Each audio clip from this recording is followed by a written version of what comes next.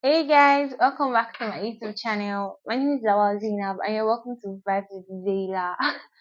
So today I want to discuss something very interesting and my topic is five things that shocked me as a newly wedded bride. Yes, yes, I know you'll be very much interested. So you see, hmm, yes, you know, because you are going into something new, you will definitely be surprised at some point. Some things will catch you by surprise. So the first on my list is you have family members. Your husband has family members. So both of you have family members involved in your business. It's no longer you and your husband. It's no longer it's just me and my husband. No, you now have families involved. My mom says something. She's always like, when two people come together as a couple, it is not just two of them anymore. It is the guy's family and the guy, the lady's family and the lady. So it is not just two of you anymore. It is you, your partner, and both of your families. Because take for instance, from the part of the world where I come from, like Nigeria, for instance, there's this thing about parents using herbs for newborn babies. So imagine a situation where um your mother-in-law or the mother says, okay, I want you to give this child this herbal. And as a Gen Z parent, you'd be like, no, I don't want them to get. And it happens that your husband or your wife is interested or is accepting the fact that they have to give the baby herbs, you better give the baby herbs. Except if your partner is solidly behind you that no, we are not giving this child herb, it is still understandable. But if there is like one person is in support, the other person is not in support, and family members are involved, to avoid problem, just do it or you find a way around it. But families are definitely involved. It's no longer you and your husband again. First. Secondly, okay, so the third on my list is the change. I tagged it the change.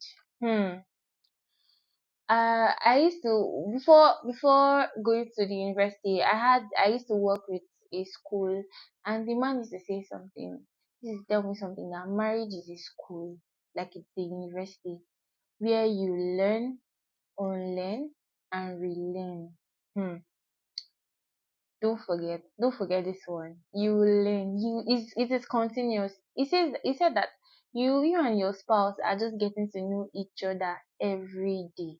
So that is why I said the change. Like it is a continuous process. It is continuous. You will always see different things happening. Even you as a lady, you will change. Your husband will change. So but we just pray. We just keep praying to God that the changes that we would see will not be something that will be so difficult for us to handle. It will not be something that will be too much for us. So, and we always want to pray that this change will continue to be good changes. But men change as much as women to change, because you are learning new stuff about this person that you are married to. So you have to adjust to to to that um to that personality, to that behavior that your partner is trying to exhibit. So that phase of trying to adjust is where the change comes in. So both of you would definitely change. So men change. So just pray to God that this change will that should be a good change or something. But just understand that you are learning each day, like you are getting to know each other. It's like a self-discovery thing every day, you and your partner. Yes, it is. Okay, so the fourth of my list is decision making. You're no longer in that phase where you just wake up in the morning and take one decision and just make one, you can just decide to do whatever you like. No, we've passed that era already. We have passed that era. You're now in the era of together we stand, divided we fall. So you cannot just go about, or your husband wants to buy a land now. He just wakes up in the morning and he goes to buy a land without telling you, I'm sure you'll be offended. Yes. So, or you just wake up in the morning because you have all the money in the world as a lady, just wake up in the morning and just go to buy a Bugatti for yourself. Madam, calm down. So it's a joint thing. You have to understand that you are now with somebody. You have to come together to make decisions. You have to come together to plan. You have to come together to do a lot of things. You cannot just decide to do whatever you like whenever you like. It's a together thing. You guys are together. So you have to make decisions together. Decision making is not an individual thing, it is a partnership thing.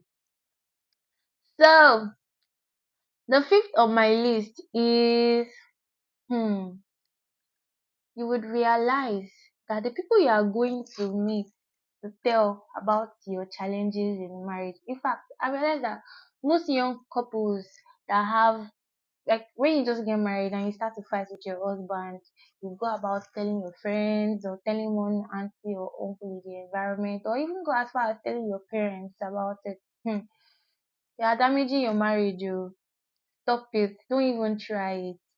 Try as much as possible to resolve anything, any of your conflict. Try as much as possible to resolve it amongst yourself.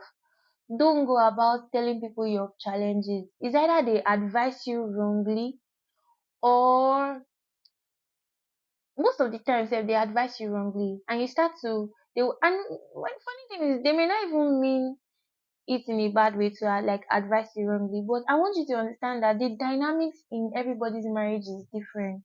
The dynamics in my marriage is different. The dynamics in your own marriage will definitely be different.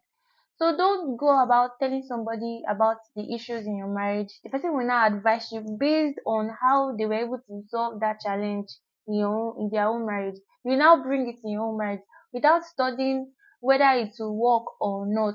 Your husband is different from another person's husband. Your wife is different from another person's wife.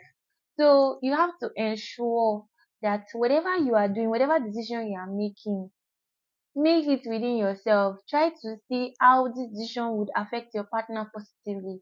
Don't go about telling Auntie Risi what is going on in your marriage, because they will spoil your marriage more. I learned the hard way too. So another thing you should watch out for is discussing your challenges to older people, thinking that they do not have that kind of challenges or they must have overcome it. Is a lie. You oh God, you will be so shocked. You will be so shocked at the kind of conflict older people have. They fight like us too. They fight like newly wedded couples too. The same fight you have, the husband is cheating, your husband is cheating, they're also having it. People that have relationship of 20 years in marriage, they also face similar challenges like we all do. So it's like it's just like a circle thing, it's a normal thing. Your husband cheats, their husband too cheats. So if you feel like mommy Folake Mommy Folake is about 10 years in marriage and she would advise me well. Omo, you're shooting yourself in the leg. I'm telling you. Don't, don't share your challenges like that. The best thing I'll ever tell you is solve your challenges amongst yourself. Dissolve your conflict amongst yourself. That same man that I told you about also told me then that when you have issues with your partner, try to resolve it before the next morning, before you go out of bed the following day. Resolve the issue. Don't carry that fight. Don't take the fight to the next day. Don't start a new day with grudges with your partner.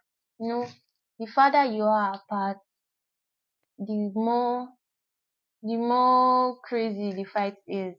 So try. Stop talking. Don't bring take your family matter to other people outside. Resolve it. In fact, when you now take it to them again, they will not be making fun of you at your back. Hey, they will say bad things about you. All those your aunties and uncles that you are reporting yourself to, except your family members, sure, and even your family members too. It's not very safe because you're not creating a good impression about your partner to your family. So it's not always good times to share that. Except if you see that it's getting out of hand or something and you really need somebody to interfere and like you've tried all your possible best and it's not working. But if you feel like you can still try to resolve it, please give it a shot. Stop your problems.